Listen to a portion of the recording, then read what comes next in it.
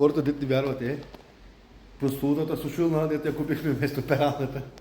Идваме да я връщаме на нас, не трябва такова нещо.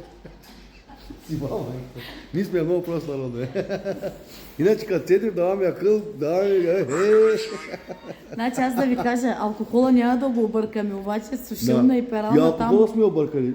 Джак Даниелс, къде сме ги взимали, не е било уиска, е било бърбан. Четох в един коментар. Направо двама луди на едно място. Значи нито можем да четем, да пишем.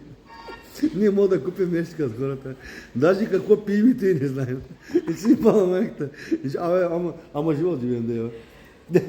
Сега да стискаме палци да ми върнат парите, защото нища сушилна. Трябват ми пари. Хляб нямам къщи. Празниците свършиха. Свършиха, брат. О, прави така. Въпрос си, мама. Че се удариха. Утре на кухо. На кухо, утре.